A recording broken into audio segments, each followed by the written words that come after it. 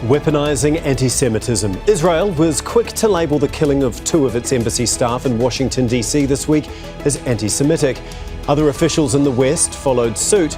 But as its war in Gaza expands, does criticising Israel amount to anti-Semitism? And does this narrative serve any purpose? This is Inside Story.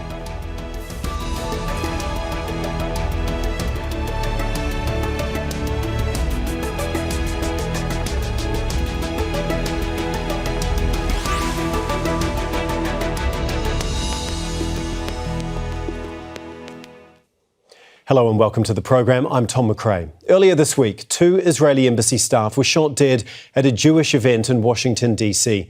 Police arrested a suspect who said he did it for Gaza and for Palestine. There have been global condemnations and condolences for the victims. Many Israeli, US and European officials say it was an anti-Semitic attack, and police say they're investigating it as such. But while there are times when that description might be accurate for certain actions, Israel has a long history of dismissing any legitimate criticism it faces as anti-Semitic. So how can anyone challenge Israel's war on Gaza or its military raids in the occupied West Bank without running the risk of being called anti-Semitic? Or is this an easy way of shutting down any debate about Israel's occupation? We'll put that to our guests in just a moment, but first this report from Imogen Kimber.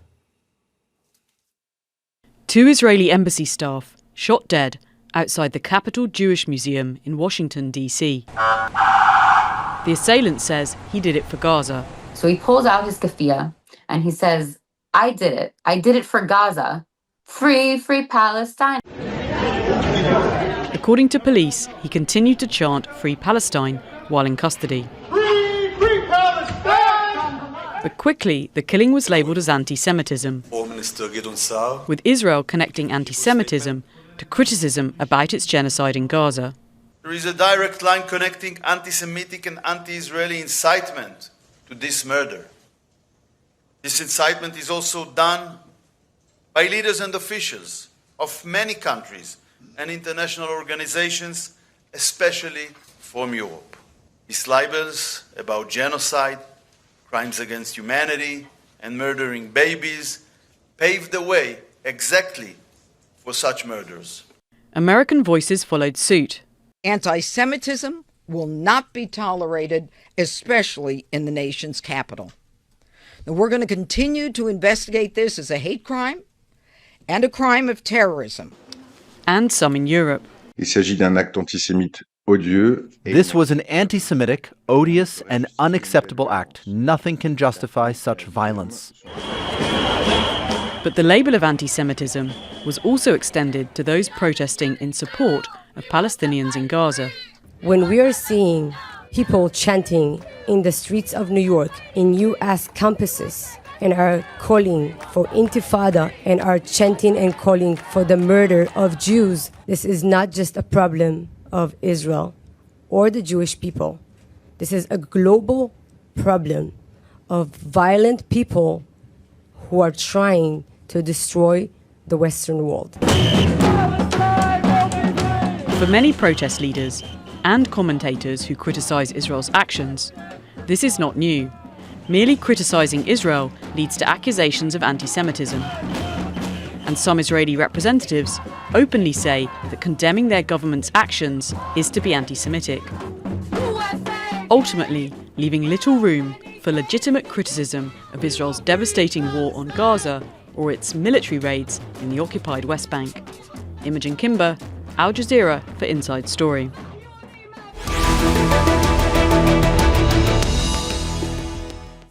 I'm going to bring in our guest now. In Washington, D.C. is Phyllis Bennis, Fellow at the Institute for Policy Studies and International Advisor at the rights group Jewish Voice for Peace. In Tel Aviv is Gideon Levy, columnist at the Haaretz newspaper. And in Fürth is Saba Nur Shima, political scientist at Goethe University Frankfurt and a researcher on Islamophobia and anti-Semitism. Thank you very much, all 3 of you, for being with us here on Inside Story. First of all, Phyllis, if I can begin with you, can we get your response to the killings in Washington, D.C. and how you believe they have been portrayed since? The killings were a terrible thing that should be condemned. I condemn them. This does nothing to end the genocide in Gaza. It does it's illegal and it should be condemned. Having said that, I think we have to be clear that the way it's being portrayed by U.S. officials in much of the media is very, very problematic. The Washington Post this morning, in a major editorial, called it an act of anti-Semitism and said that, in their words, that Jews were targeted over millennia because of their faith. In this case, if the allegations are true, and certainly this is very, very early, if the allegations are true about what the alleged gunman said, they were targeted because of what Israel has done, because of Israeli actions, which does not make it acceptable. But that's very different than targeting Jews because of their faith. Jews have been attacked and killed in the United States in a rising anti-Semitism almost entirely by organizations and people connected to the far-right white supremacist movements. The origins of modern anti-Semitism in this country are rooted in the Ku Klux Klan. And that is completely ignored in the official discussions of so-called rising anti-Semitism in the US, including in the recently profiled in the New York Times Project Esther, a component of the much discussed report, the Project 2025, put together by the Right-Wing Heritage Foundation, which calls for a major attack specifically on the Palestinian rights movement as a way of moving forward to attack all institutions in the US, universities, cultural institutions, et cetera, that are seen as potential challengers to the rising authoritarianism that we are seeing in this country. So this is a very complex issue in which the attack on Palestinian rights protesters is seen as the low-hanging fruit, if you will, the way to begin a much broader attack on a number of institutions. Right now, Harvard is very much at the center of it, who are seen as the centerpieces of where opposition will come from to this very, very authoritarian agenda that is on the rise in this country. Like you say, it's a very, very complex issue, but it feels like a lot of the nuance actually gets lost in any sort of conversation. Sabah Noor, as we heard in the story that we played at the beginning of this episode, we heard that the alleged gunman, Elias Rodriguez, was a supporter of the Palestinian cause, chanting "Free, Free Palestine" as he was arrested. But do you think that his alleged actions in killing these two civilians, does that do more harm for the cause, for the Palestinian cause in this instance? Oh, yes, it does. I truly wish we had a pro-Palestinian movement that did not undermine the legitimacy of the Palestinian cause, a movement that would advocate for Palestinian rights without resorting to anti-Semitic slogans or conspiracy theories or the glorification of terror. And actually in a movement which upholds the universal human rights, and what happened is exactly the opposite. It just shows that the Palestinian people who deserve solidarity, it should be rooted in dignity and, of course, not in hatred. And their suffering is being instrumentalized and to justify violence against each other. And this is what we're seeing exactly now. And I don't know if we will also come back to the point if it's a complex issue or not. I see the point in saying that it's complex, but also we must, in this case, I think we must really resist to this temptation to contextualize such killings, and then pointing out to the behavior of the Israeli government or talk about the situation. Also, I understand where it comes from, but I think we really have to differentiate from what happened in Washington, because this is nothing less than horrifying. Gideon, if I can one thing to that. Yeah, Phyllis, jump in. I absolutely agree. This has nothing to do with the movement for Palestinian rights, which is rooted in equality for all, human rights, and international law. That's the basis of the movement in this country. This has nothing to do with that movement. This was the acts of an individual. Whether it was with the reasons that are being talked about in the press, we certainly don't know yet. This is too early. But this had nothing to do with the movement for Palestinian rights, with any organization. No one is supporting this that I know of that's actually part of that movement. So I just think we need to be clear not to be assuming that this is something that is somehow supported by the vast majority of people in this country who are mobilized against Israeli actions in Gaza. This has nothing to do with that. This killing has nothing to do with that, is not supported by that movement. So I think we just have to be careful. I absolutely agree. The Palestinian people deserve a movement that is grounded in solidarity. And that is what the movement in this country is all about. Gideon, if I can bring you in here on this point. Obviously, like we know, the pro-Palestinian movement doesn't support the actions of what happened in Washington, D.C. But that is not how necessarily the narrative that Netanyahu and his government and many of his allies are actually putting forward. They're trying to conflate the two, aren't they? Can you explain exactly how he is doing that and how effective that is? They will always use in the most cynical way any incident for their own agenda, namely labeling any criticism of Israel as anti-Semitism is Israel's strategy for years now, and it is one of the biggest success stories of Israel, because Israel succeeded to paralyze so many critics all over Europe and in the United States by labeling them as anti-Semites. So everything is anti-Semitic. Any voice of conscience, any voice of justice is immediately labeled as anti-Semitism. And obviously, so is also this terrible murder in Washington framed as anti-Semitism. It has nothing to do with anti-Semitism. As criminal, as unjustified it has nothing to do with anti-Semitism. This was a very bad way to express protest against the mass killing, the bloodbath in Gaza.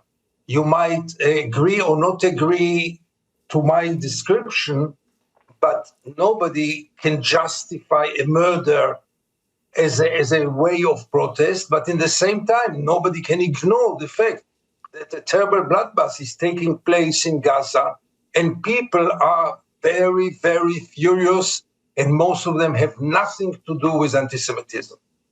Phyllis, if I can go back to you now.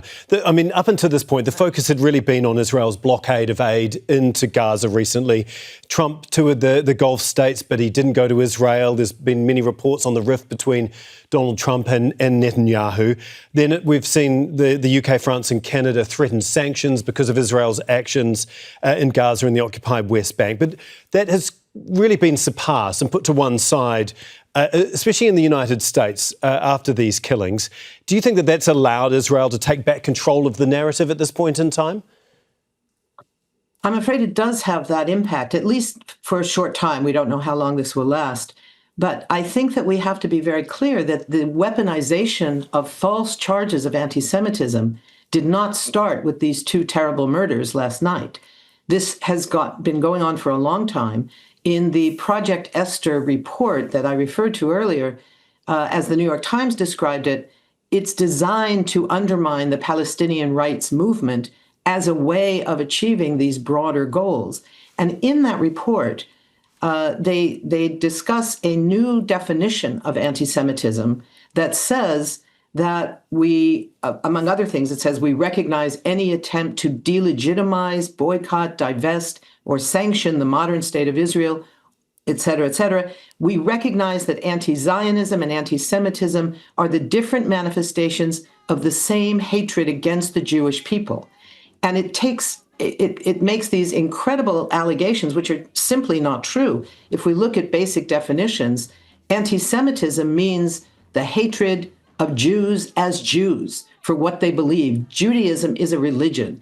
Zionism is a political movement that is now the dominant political movement of the state of Israel, with its military, with its nuclear arsenal, and with its continuing genocide in Gaza. So in that context, saying that being opposed to one is the same as being opposed to the other, it's simply not true, but it has a very clear political motive. And unfortunately, we're seeing that it's working to some degree. The way the press is covering it now as something that is, quote, clearly anti-Semitic, when it is clearly not. These people were not, there's absolutely no evidence, certainly yet, that they were targeted because they were Jews. If they were targeted for what the reports are saying the gunman said, They were targeted for their connection to something Israel is doing. It's the actions of a state. One of them is not Jewish at all. They were not targeted for being Jewish. They were targeted illegally, immorally, terribly for a perceived sense of their involvement in the actions of a nation state. This is a political understanding. This is not a religious bias here that we're looking at. Sabanur, Phyllis touched on it. Jump in? Phyllis touched on this a little bit in her answer there. I mean, trying to get to the heart of this issue. If someone is anti-Zionist, does that automatically make them anti-Semitic? I have to disagree with both statements in some parts, because it is not just a criminal act, first of all, and it's a moral disaster, and I think you agree on that. But at the same time, for me, it's a very clear way of anti-Semitism nowadays. I mean, in theory, there is a difference between anti-Zionism and anti-Semitism. I know. If you look at the research, there are so many people who would differentiate and say, well, anti-Zionism is opposition to the ideology of Zionism or to specific policies of the Israeli government, and which is also totally legitimate if you look at what Netanyahu is doing right now. And anti-Semitism is hatred of Jews as Jews. But in practice, the line has become very, very thin. When people are attacked or killed simply because they are Jewish or because they're associated with Israel, regardless of their individual beliefs or actions, and what we know from both people killed, they were also part of peace projects or engaged in that. But even if not, it doesn't make a difference. I'm just mentioning this in brackets. But it's not about politics, it's about hate. So I think we have to be very, very careful when an incident like this happens, and then we're trying to say that, well, this is not anti-Semitism, because anti-Semitism, and this is also very clear, it's not connected to being a religious person. This has if you look at the history, how anti-Semitism started, it used to be the hatred against Jews in a religious way, but it changed, and anti-Judaism became anti-Semitism because there is a racist ideology behind it, and then it doesn't matter if it's Jews or not Jews. So just last point, maybe, to understand anti-Semitism or sexism or racism or whatever, you always have to understand what the perpetrator, the person who was doing it, what he thinks. And what he was thinking is that there are persons coming out from, they're connected to Israel, so they might be Jews. This is why I'm going to kill them, even if they're not Jews. So even if, in Germany, if people are attacked because they're wearing a headscarf, or I've talked to, this is another random example, but just saying that a boy who is wearing a dastan, because he's a Sikh, but he's being attacked as a Muslim. This is also Islamophobia, although he's not a Muslim. So I just wanted to understand how are we labeling anti-Semitism? How are we understanding anti-Semitism? Is that it has nothing to do with the person who is affected. It's the context we need to understand. Gideon, I want to come to you next. How is Israel actually using all of this? We heard a little bit there about the blurring of lines between all of this. I mean, how is Israel using that to try and undermine any sort of opposition to what it is doing in Gaza and the occupied West Bank? It is using it together with the Jewish establishment all over the world. But I would like to refer to what was said just now. There are many people of conscience who thought that the apartheid system in South Africa is evil, and they thought it should be fought. Nobody accused them in anti-Afrikaners. There were people of conscience who wanted justice in South Africa. And right now, there are many people in the world who see the starving children, the killed women, the destruction, the mass killing, and their blood is boiling, and they want to protest against. Nothing to do with anti-Semitism. The fact that Israeli propaganda is labeling it as anti-Semitism is very clear, because by this, it's not our fault. What do you want from us? It's you, the anti-Semite. Your fault. We are very moral. We have the most moral army in the world. but you, the world, you're anti-Semites, and therefore you should be accused and not us. You should be blamed and not us. I cannot be part of this propaganda because it's very cynical, and we shouldn't fall to this trap. There are anti-Semites and they should be fought. And what is happening in Gaza fuel those anti-Semites and gives them a lot of fuel to spread their terrible theory of anti-Semitism. But this does not make all the critics of Israel or of the massacre of Gaza as anti-Semites. They have the full right to protest and not to be blamed and not to be labeled as anti-Semites. They are people of conscience, most of them. Phyllis, just following on. No one said that. I'm really sorry, but no one said that. We cannot talk about the criticism of Israel when a protester clearly, there's allegedly, when someone who is protesting for the Palestinian killed people. This is not criticism anymore. This is totally different. That's right, and we all said that. The landlord, this is to be condemned. Exactly. So this is why, exactly. But this is why we have to clearly say to actually, if we take it seriously that anti-Semitism is a problem in the whole world, and Netanyahu and his government, they are actually doing exactly what you said. They're instrumentalizing it. They're using their propaganda with it. We have to be the ones saying that, okay, we have a problem with anti-Semitism, but we will not put it on the agenda like he's doing it. We'll put it in a different way. It's not saying that whatever he does, it's wrong, because it's him doing it. We have to talk about the cause itself. If the landlord of a family of Palestinian descent in Chicago killed a child, right? Because the police believe clearly that it is connected to what the Hamas did on October 7. So would you say that was not Islamophobic? Wouldn't you say it's a very clear racist attack? What happened there? Of course, we would say that. It was clear, and we would not talk about. We would differentiate anti-Palestinian racism. It may or may not have been Islamophobic. It wasn't about Islam. It was about Palestine. The killing of the 6-year-old boy in Chicago was because of Palestine, and the rise of anti-Semitism in this country that is on the rise does exist. It has killed Jews as Jews, what we understand anti-Semitism to be.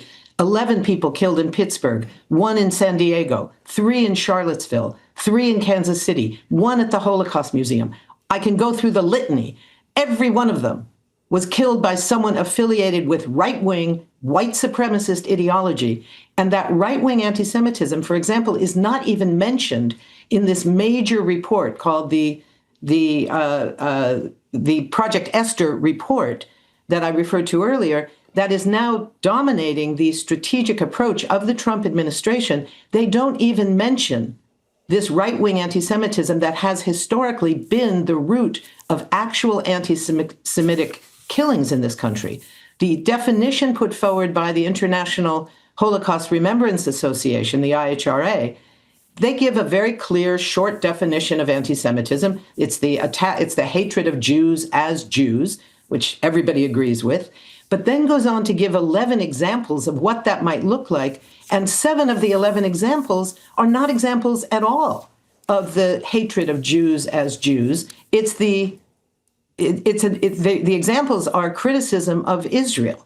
Every one of them is said to be anti-Semitic because it's criticizing Israel. If we look at the Trump administration itself, the cynicism that Gideon referred to is so evident there, where you see anti-Semitism at the root of the belief of people throughout the administration, and at the same time, the absolute embrace of Israel. So we see when President Trump came back from Israel during his first term, after having acknowledged in his view that the Israeli annexation of the Golan Heights was somehow legitimate, he turned to his wealthy Republican donors, the Republican Jewish coalition, and said, I was standing with your prime minister when I made that announcement, referencing the idea that somehow the prime minister of Israel is also the prime minister of this group of Americans, American citizens who happen to be Jewish. And none of them stood up and said, Mr. President, we don't have a prime minister. You're our president. We're not Israelis. We're Americans. That distinction is an old anti-Semitic trope that President Trump himself used. He then turned to two of his biggest donors, Sheldon and Miriam Adelson, in the audience when he talked about moving the embassy from Tel Aviv to Jerusalem. And he said, Sheldon and Miriam, I did it for you. Another old trope, an anti-Semitic trope that Jews and their money are somehow controlling U.S. foreign policy. This was an outrage, and there was no outrage in it. You didn't have a Washington Post editorial about the rise of anti-Semitism in the White House. So we have this big problem in this country where anti-Semitism as a false charge is being weaponized to use not only against people who might criticize Jews, but looking at any progressives who are supporting institutions like universities, et cetera, including Jews who are challenging the rise of authoritarianism. Gideon, I want to come to you because we're almost out of time already. Basically insisting that anti-Zionism and anti-Semitism is the same. I mean, what long-term damage is that going to do you think? And do you think it is, first of all, going to continue as it has, as we've seen over the last few decades, if not longer? It will continue because it serves the interest of the Israeli propaganda machinery. It's almost the only way to cover up what Israel is doing in Gaza now, blaming the world and not blaming ourselves. I would like to just mention to Phyllis, the Jewish establishment takes some responsibility for this identification between Israel and the Jews. Because the Jewish establishment, not all the Jews, but the Jewish establishment, especially in your country, is backing Israel automatically and for decades. Whatever Israel is doing is kosher. Whatever Israel is doing is holy. The establishment almost never dares to criticize Israel. And this has a price, yes. If you stand behind Israel and you stand behind the bloodshed like the Gaza one, so you will pay a price. Yes, you are part of it. You are definitely a part of it. Not you personally, obviously, Phyllis, you know that we know each other. And I don't mean that individuals or very courageous Jews who go for all kinds of alternative movements. But the establishment deserves. We'll have to leave it there, but thank you so much, Phyllis, Gideon and Sabonur. We really do appreciate you coming on Inside Story today. And thank you too for watching. You can see the program again anytime by visiting our website. That's aljazeera.com. For further discussion, go to our Facebook page. That's facebook.com/AJ Inside Story. You can also join the conversation on X. Our handle is @AJ Inside Story. For me, Tom McRae, and the whole team, bye for now.